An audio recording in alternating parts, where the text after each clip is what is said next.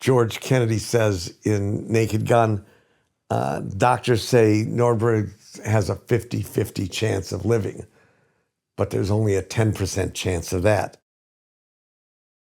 What is acknowledgement? Can you think of any examples when you made this mistake? Well, a lot of the rules kind of bleed into each other. Acknowledgement is like looking at a joke, or sometimes you just have to ignore the joke. So when Leslie Nielsen is talking to Julie Haggerty and Peter Graves is experiencing all the symptoms of the food poisoning, they have to ignore that. And so you just can't acknowledge background. But there's some times when you want to have a character react to something that's said that's odd, and you want to have a reaction. So when George Kennedy says in Naked Gun, doctors say Nordberg has a 50-50 chance of living, but there's only a 10% chance of that. And then Leslie looks at him, but we keep it in the same shot. We don't want to cut to it. And when George says, when Ricardo Montalban is run over by a steamroller, he says, George breaks down and says, my father went the same way. And Leslie looks over at him, but it's in the same shot. So we don't cut to the reaction. So it gets pretty technical. And, those kind of things make the difference between a joke working or not. You can't always cut to the reaction. Well, I think so Seinfeld does that a lot too, where somebody says something and George or there's a reaction. But it's in the same shot. So let the audience discover it, not you don't show the audience the joke. That's okay. What I'm saying. Okay, Keep I it see. in the same shot. Okay. Now you have a rule on breaking the fourth wall. Why doesn't that work for you? Well, if you break the fourth wall, it undercuts the believability of the drama. And the audience has to believe that this is a real thing happening. Now, the 15th rule is there are no rules. So if it's a good enough joke, you can break the fourth wall. So when Val Kilmer goes through a whole litany of things that happened to him in midway through Top Secret, and then Lucy Gutteridge says, I know it all sounds like some bad movie, we knew that the audience would start hooting and hollering about that because agreeing that it's a bad movie. So, and then we had Val and Lucy look to camera, look out at the audience as though they heard it. And that worked like a charm.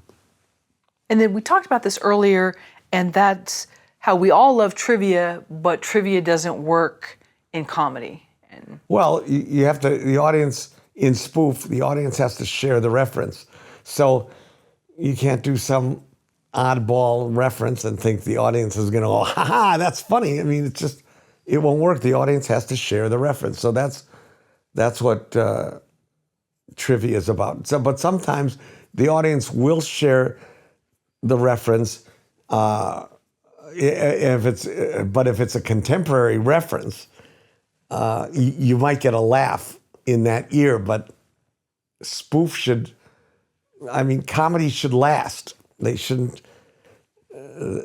age if they're done really well. So it won't. Sometimes people just don't get, and there's a few trivia references in Airplane, and people just don't get it now. So I think Jerry and Jim and I regret putting those in. Well, I mean, with like I Love Lucy, there was a lot of physical comedy. Yeah, that always works. That'll work. That's a perennial. But when Leslie Nielsen says, I know it happened during an Anita Bryant concert. Nobody knows who Anita Bryant I was. actually love Anita Bryant, but yeah. But Okay. it's like contemporary audience, they don't get it. Yeah, that's true. I guess I'm showing my age here. What is axe grinding, and why is it? Axe grinding is if you try to make a political point. If you know, that doesn't work too well, unless you really supply a joke to it. You know, half the audience might not get it or might not think it's funny. Can you give me an example? Yeah, an entire movie I did called An American Carol. It was an entire movie of axe grinding, but I felt that I paid for it with a lot of jokes. Everything was funny, and the main character was funny, and it was it was a political movie, left right, and it had a point to make, and it was kind of on the side of, our that America is great and our military is great. And I wrote it with a friend of mine who I knew in high school, funniest guy that I know, and he's a real left-winger, and I'm more middle of the road, and it was a good combination, and the movie's great. However, it was too controversial to be generally successful. And what year was that? It was 2008. Okay. What if it was done today? It would be just as much of a flop as it was in 2008. But, when I look at it, but half the audience really loved it. But it was the half of the audience that doesn't really go to movies that much. So anyways, my dad once said he never learned a lesson that didn't cost him money. So, it's just kind of, but if you disregard these rules, you often have to, face the consequences. But the movie was so fun to make. And I saw it a couple of years ago with a friend, and it's so funny. I think it's funny. And that goes back to the rule of make yourself laugh first. You're the audience. Yeah, I don't know if that's one of the rules. Axe grinding, covers that. You shouldn't. Axe grinding just doesn't. It's you're going into a swamp if you start axe grinding. But I've always wanted to do something new. I always want to do something original. I always want to do something different. And I hadn't thought of Star of Malta yet or Oktoberfest. So, that was the best idea. It was what I was interested in doing at the time. So, sometimes you have to, not be afraid to flop. What does knocking down the posts mean? Oh, that means it's not enough in Spoof just to do the reference. So we were spoofing in one scene in Airplane, a movie called Since You Went Away, which is a World War II movie where the girl is running along the train saying goodbye to her soldier boyfriend who's leaving, going off to the military. And so we did the same scene, and she's running along the plane. And we thought it was so funny. People just laugh, oh, they're doing it in the plane. They're doing it.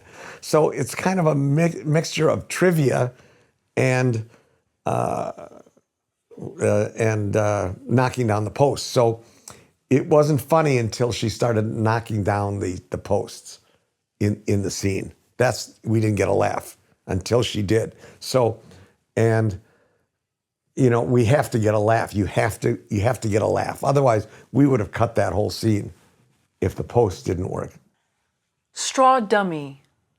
What is that? Yeah, well, that you have to set up a reference that is actually in the movie. You can't set up your own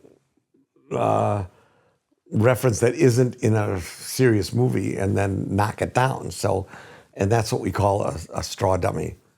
So, and often it's like funny names are straw dummies. So in Meet the Parents, his last name was Fokker. So it's a straw dummy, but I can't criticize them because it worked. So, but we wouldn't do a funny name, not in a spoof.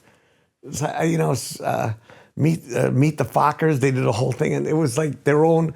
They thought up that name, so it's a little bit of a straw dummy, but I can't criticize it because they're not a spoof. They don't have to follow any of our rules, and but it's an example of what we can't do in our movies. Sure, it was incredibly funny. Both those films. Both those were great. Yeah. Why do writers have to be careful with rule number 10? What is rule number 10? Can you live? Can you live with it? Yeah.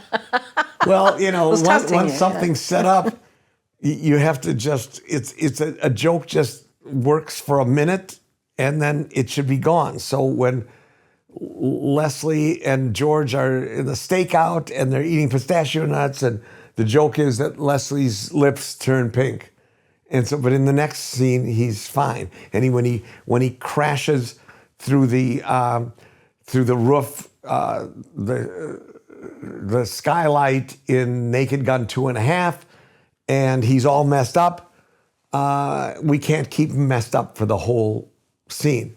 He just goes like this and he's fine. When Val Kilmer comes out of the lake in Top Secret and his hair is all wet, he just goes like that and he's fine. You can't keep that stuff from during a whole scene. That joke is over. And it's a little bit like that didn't happen. And that's a rule where Robert Stack says they're on instruments. And so we cut to the cockpit and they're all playing instruments. And in the next shot, the instruments are gone. So it's a form of can you live with it? And the other can you live with it example is if you have a funny license plate, how many times a day is that going to be funny? It's like, you know, it's just, you have to live with it. Right. Yeah. Right. And when Blake Edwards won the honorary Oscar, he came on in the wheelchair, he crashed, and then his suit was all, and his hair was all messed up, and he had to proceed to give the award all messed up. So that's a violation of can you live with it? Okay. So if in a perfect world, he would have then magically cleaned up when he gave Or use a stuntman for the guy who gets all messed up. And then you can do anything. You can set him on fire for all I care. But Blake Edwards, when he comes on, has to be fine. And there's a lot of examples of that in our movies where the character just, you know, is the next second, they're fine. We're done with that joke. And we're on to the next thing. Technical pizzazz. When something looks too expensive, it's less funny? Absolutely, in Spoof. And there's an example of that in Naked Gun 4, and I saw it was in the trailer. And the opening scene, they spend, it looks like a huge budget bank scene, and it's obviously lots of money spent on it. And, you know, it's just, it's technical pizzazz. It's just, you can't spend money on a comedy. And they way overspent on Naked Gun 4 from the looks of it. Thank you for watching the video all the way to the end. Here is a complimentary question from our book Story Questions.